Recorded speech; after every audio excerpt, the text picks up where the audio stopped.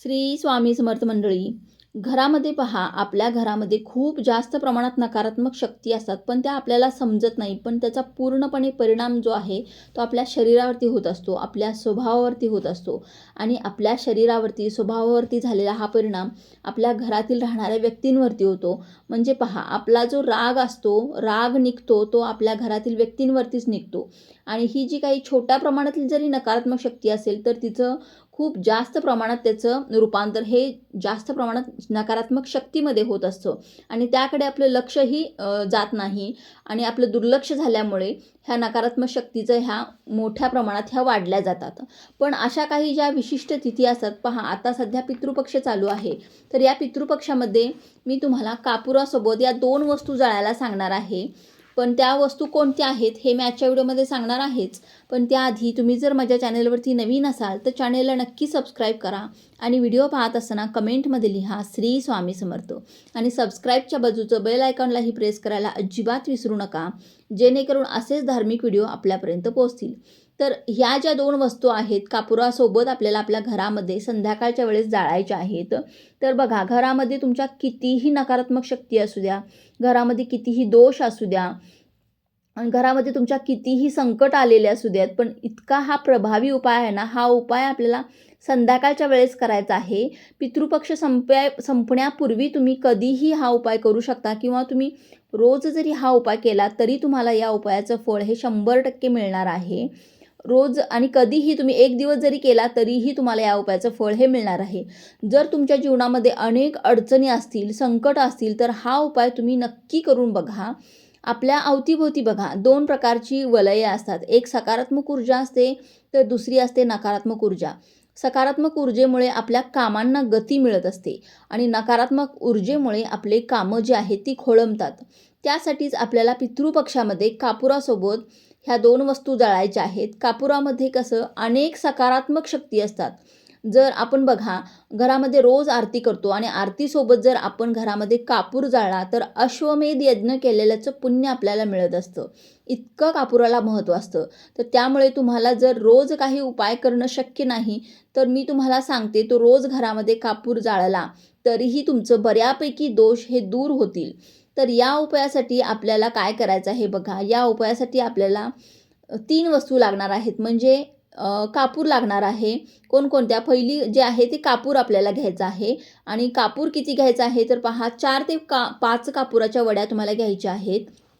आता तुमच्याकडे भीमसेनी कापूर असेल तर अतिशय उत्तम, नसेल तर गोल कापूरसुद्धा घेतला तरीही चालेल. भीमसेनी कापूर का चांगला असतो तर त्यामध्ये जे रासायनिक पदार्थ असतात तर ते नसतात. त्यामुळे भीमसेनी कापूर हा खूप लवकर आपल्यावरती प्रभाव करत असतो. आणि साधा घेतला तरीही चालेल, जरी तुमच्याकडे भीमसेनी कापूर नसेल तर साधा घेतला तरीही चालेल. त्यानंतर अजून एक वस्तू लागणार आहे, ती म्हणजे 3 ते 4 लवंग घ्यायचे आहेत तुम्हाला. जसे आपण 3 ते 4 कापूर घेतलेले आहेत, कापुराच्या वड्या घेतलेल्या आहेत, त्यासोबत आपल्याला 3 ते 4 लवंग घ्यायचे आहेत. आणि त्यासोबतच आपल्याला लागणार आहे साजूक तूप. अगदी थोडंसं त्या कापुरावरती आणि लवंगावरती टाकून आपल्याला हा जो कापूर आणि लवंग जे आहे आणि हे तूप, ह्या तिन्ही गोष्टी आपल्याला प्रज्वलित करायच्या आहेत संध्याकाळच्या वेळेस.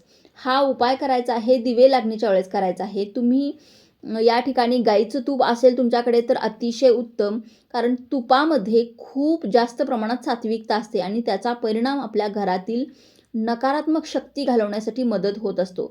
तसेच आपण लवंग वापरणार आहोत, तर लवंग घेताना ती अखंड लवंग घ्यायची आहे. म्हणजे त्याला समोर फूल असलेले बघून अगदी सुस्थितीतील लवंगा वापरायच्या आहेत. कुठेही तुटलेल्या फुटलेल्या लवंगा आपल्याला वापरायच्या नाहीत.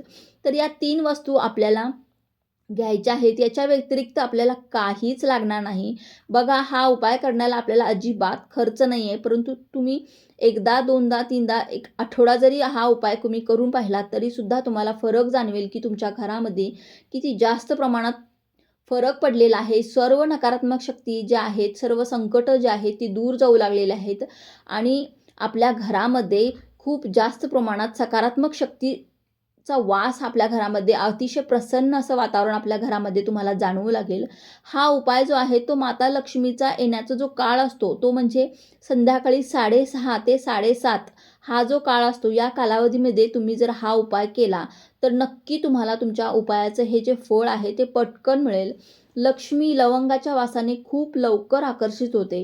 आता हे प्रज्वलित केल्यानंतर ते पूर्ण घरामध्ये आपल्याला फिरवायचं आहे. त्याचा जो धूर आहे तो पूर्ण घरातील कानाकोपऱ्यामध्ये पसरला पाहिजे, याची तुम्हाला काळजी घ्यायची आहे. त्यानंतर ही जी धूप आरती आहे ती तुम्ही कापूरदानीमध्ये हा कापूर प्रज्वलित केला असेल तर ती तशीच नेऊन तुम्हाला काय करायचं आहे, घराच्या बाहेर, आपल्या मुख्य घराच्या बाहेर जो उंबरठा असतो तर त्या उंबरठ्यावरती ठेवायचा आहे.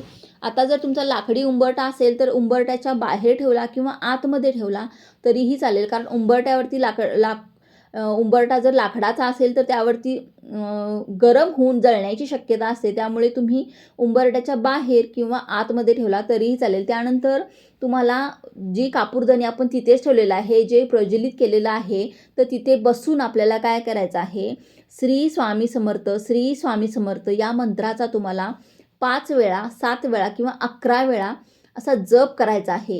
त्यानंतर ही जी कापूरदानी आहे ती उचलायची आहे. अगदी व्यवस्थित उचला. गरम झालेली असेल, चटका लागण्याची शक्यता असेल, त्यामुळे लक्ष देऊन व्यवस्थित उचला. आणि ही जी कापूरदानी उचलल्यानंतर आपल्याला 3 वेळेस आपल्या घराच्या मुख्य दरवाजावरून 3 वेळेस आपल्याला उतरवायची आहे, अशी फिरवायची आहे. म्हणजे जसा घड्याळाचा काटा फिरतो अगदी त्या प्रकारे तुम्हाला फिरवायचे आहे. त्यानंतर ह्या ज्या वस्तू आहेत त्या आपल्याला पूर्णपणे जळून द्यायच्या आहेत.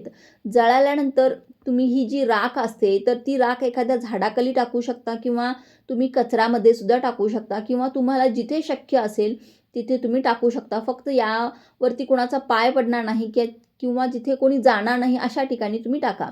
ही जळत असताना आपल्याला काय बोलायचं आहे बघा, की माझ्या घरातील सर्व इडापिडा दूर झालेली आहे, माझ्या घरातील सर्व संकट दूर झालेली आहेत, असं आपल्या मनामध्ये सतत बोलत राहायचं आहे.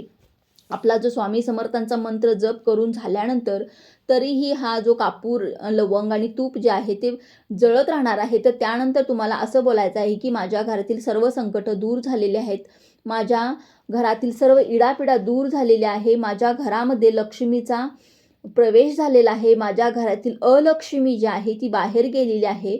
अशा पद्धतीने आपल्या मनामध्ये तुम्हाला भावना ठेवायच्या आहेत. माझ्या घरामध्ये लक्ष्मीचा प्रवेश झालेला, या पद्धतीने तुम्हाला मनामध्ये भावना ठेवून त्यानंतरच तुम्हाला अशा पद्धतीने हा उपाय करायचा आहे. तर अशा प्रकारे आपल्याला कापुरासोबत या 2 वस्तू जाळायच्या आहेत. हा उपाय तुम्ही नक्की आवर्जून करून पहा. तुम्हाला किती छान अनुभव येईल, तुम्ही स्वतः अनुभव घेऊन पहा.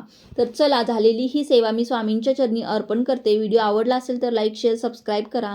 भेटूया पुढच्या एका नवीन व्हिडिओमध्ये. तोपर्यंत सर्वांनी आपली काळजी घ्या. श्री स्वामी समर्थ.